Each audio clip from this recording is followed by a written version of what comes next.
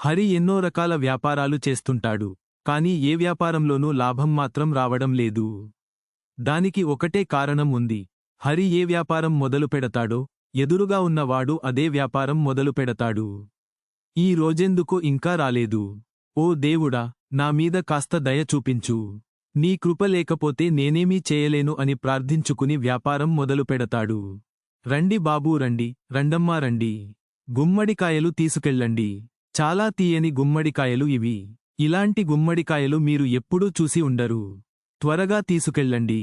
ఈ గుమ్మడికాయలు తింటే నన్ను మీరు సంవత్సరాల తరబడి గుర్తుపెట్టుకుంటారు. చాలామంది హరి దగ్గరకు గుమ్మడికాయలు కొనడానికి రావడం మొదలుపెట్టారు. కాని హరి అదృష్టంలో సుఖం లేదు. అతని ప్రత్యర్థి కూడా మార్కెట్లోకి వచ్చేశాడు. రండమ్మా రండి, నా దుకాణం గుమ్మడికాయలు తినండి. మీరు తృప్తి చెందుతారు. రండి రండి రండి. ఎదుటివాడి దగ్గర ఉన్నది నిలవున్న గుమ్మడికాయలు, నా దగ్గర మాత్రం తాజాగా ఉన్నాయి అంటూ వ్యాపారం మొదలుపెడతాడు హరి ప్రత్యర్థి. నేను ఎలాంటి పాడైన గుమ్మడికాయలు అమ్మడం లేదు. ఇవి కూడా తాజావే. అతను నా మీద ఈర్ష్య కొద్ది తప్పుగా మాట్లాడుతున్నాడు.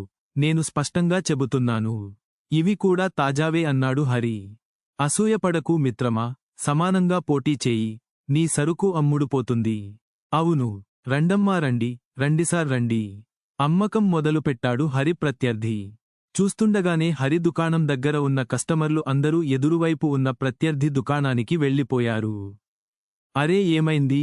ఈరోజు నువ్వు ఒక్క గుమ్మడికాయ కూడా అమ్మలేదే? ఇంటికి తిరిగివచ్చిన భర్తను అడిగింది భాగ్యశ్రీ. ఏం చేయను, నా దురదృష్టం అలా ఉంది. నేనూ గుమ్మడికాయలే అమ్ముతున్నాను. ఎదుటివాడు గుమ్మడికాయలే అమ్ముతున్నాడు. నా రెగ్యులర్ కస్టమర్లందరూ అతని దగ్గరకే వెళ్ళిపోయారు. నా వద్ద ఒకటి కూడా అమ్ముడుపోలేదు. నేను ఏమి చేయాలి? అన్నాడు హరి. అప్పుడు భాగ్యశ్రీ అన్నది, నా మాట వినండి. మీరు ఒక పని చేయండి. రేపటి నుంచి బజారులో చేపలు అమ్మటం మొదలుపెట్టండి. తరువాత చూడండి, మీ వ్యాపారం చాలా బాగా నడుస్తుంది. సరే, నువ్వు చెప్పినట్టే చేస్తా. నీ మాటమీద నమ్మకం పెట్టుకుని రేపటి నుంచి నేను చేపలు అమ్ముతాను. చూద్దాం రేపు ఏమవుతుందో. ఎప్పుడూ నా వ్యాపారాన్ని పాడుచేసే నా ప్రత్యర్థికి ఒకసారి పాఠం నేర్పాలి. నేను ఏది అమ్మినా అదే వస్తువు అతను అమ్మడం మొదలుపెడతాడు.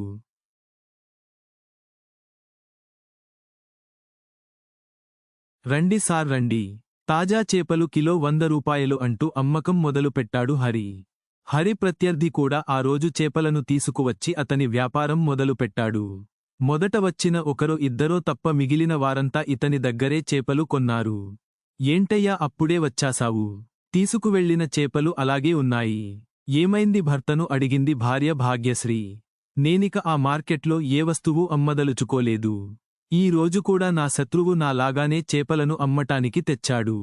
నేను కిలో 100 రూపాయలు అని చెబితే అతను కిలో 80 రూపాయలే అని చెప్పటంతో కస్టమర్లు అతని దగ్గరకే వెళ్లారు. ఇది వ్యాపార నిజాయితీ కాదు అని గొడవపడ్డాను.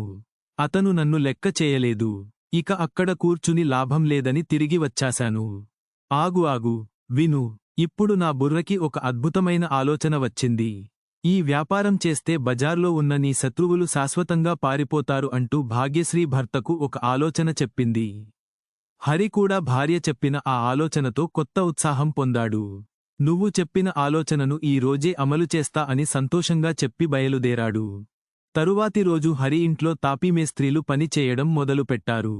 కొద్ది రోజుల్లోనే హరి ఇంటిపైన 4 వైపులా పొడవైన గోడలు లేచాయి.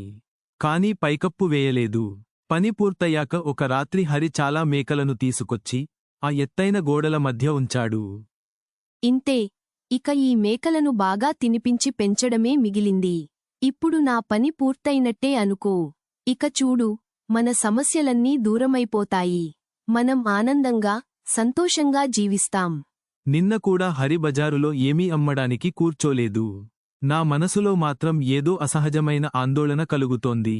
హరి వలనే మన వ్యాపారం బాగా జరుగుతోంది. అతను రాకపోతే మనం నష్టపోతాం భార్యతో చెప్పాడు హరి ప్రత్యర్థి. ఏమో, హరి అన్నయ్య ఏదైనా కొత్త వ్యాపారం మొదలుపెట్టాడేమో. చూడు కాంతం, హరి ఏం వ్యాపారం చేస్తున్నాడో, ఎక్కడ చేస్తున్నాడో అతని భార్యను అడిగి తెలుసుకురా. చెల్లమ్మా, ఎలా ఉన్నావు? చాలా రోజులయ్యింది మనం కలిసి. అదిసరే చెల్లమ్మా, మీరు పైన ఇల్లు కడుతున్నారా? అడిగింది ప్రత్యర్థి భార్య కాంతం. కాదు, అక్కడ ఇల్లు కాదు, కిటికీ కూడా లేదు. మేము అక్కడ చేపలను పెంచుతున్నాం, చెప్పింది భాగ్యశ్రీ. చేపలను పెంచుతున్నారా? అందులోనూ మేడపైన? ఆశ్చర్యంగా అడిగింది కాంతం. అవును, అవును. పైన ట్యాంకులాగా కట్టి చేపల కోసం మేము అక్కడ చాలా నీటిని నిల్వ చేశాం. నా భర్త నీటిని కొని చేపలను వదిలాడు. అక్కడ చాలా రకాల చేపలు ఉన్నాయి, చాలా చేపలు ఉన్నాయి. ఈ అన్ని చేపలను నా భర్త బజారులో అమ్మబోతున్నాడు. ఒకే రకం చేపలను అమ్మితే పెద్దగా వ్యాపారం అవటం లేదు. హోల్సేల్లో కొందామంటే డబ్బు చాలదు. అందుకే ఈ ఐడియా అన్నది హరి భార్య భాగ్యశ్రీ. భలే భలే, అన్నయ్య దగ్గర చాలా తెలివి ఉంది. పైకప్పుపై చేపలను పెంచుతున్నాడు. నాకు మేకల శబ్దం వినబడుతోంది అన్నది కాంతం. అరే, చుట్టుపక్కల ఎక్కడో ఒక మేక తిరుగుతూ ఉండొచ్చు, అందుకే అలా వినిపిస్తున్నది, చెప్పింది భాగ్యశ్రీ. పైకప్పుపై చేపలు పెంచడం అనేది చాలా విచిత్రమైన విషయానికి. సరే చెల్లమ్మా, మళ్ళీ కలుస్తాను అని చెప్పి వెళ్ళిపోయింది కాంతం. ఇంటికి వెళ్ళిన కాంతం తన భర్తతో భాగ్యశ్రీ చెప్పిందంతా అప్పజెప్పింది. ఆహా, అలా అయితే ఇదేనా సంగతి? అందుకే హరి ఇప్పుడు బజారుకు ఏమీ అమ్మడానికి రావడం లేదు. అతను ఏమనుకుంటున్నాడో తెలుసా? ఇలా పైకప్పుపై చేపలు పెంచితే తాను ధనవంతుడైపోతానని కలలు కంటున్నాడు. హేళనగా మాట్లాడాడు హరి ప్రత్యర్థి. మరుసటి రోజు నుంచి హరి ప్రత్యర్థి కూడా తన ఇంటి పైకప్పుపై పొడవాటి ఇటుక గోడలు కట్టడం మొదలుపెట్టాడు. పని పూర్తయ్యాక ఆ పెద్ద పైకప్పులో నీటిని పోసి దానిలో చాలా చేపలను వదిలాడు. అర్థమైందా కాంతం? ఈ చేపలు పెద్దవయ్యాక మనం లక్షాధికారులం అయిపోతాం, భార్యతో చెప్పాడు ప్రత్యర్థి. చూశావా భాగ్యశ్రీ, మన ఉపాయం పనిచేసింది. మన ప్రత్యర్థి తన పైకప్పుపై చేపలను పెంచడం మొదలుపెట్టాడు. ఇప్పుడు చూడు అతనికి ఏమవుతుందో. మనకు సరైన సమయం వచ్చే వరకు ఎదురుచూడటమే, భార్యతో చెప్పాడు హరి. ఏమయ్యా, పైకి చూశావా? చేపల కోసం పైకప్పుపై ట్యాంక్ కట్టినప్పటినుంచి మన గోడలు తడవడం మొదలయ్యాయి. ఎప్పుడూ గోడలు తడిగానే ఉన్నాయి, ఇంటి లోపలికి నీరు చుక్కలుగా కారుతోంది. అరే కాంతం, దాని గురించి నువ్వు ఏమాత్రం ఆందోళన పడకు. ఇది కొద్ది రోజుల మాటే. ఆ తర్వాత మనం లక్షాధికారులం కాబోతున్నాం కదా, అప్పుడు గోడల చుట్టూ టైల్స్ వేసుకుంటాం.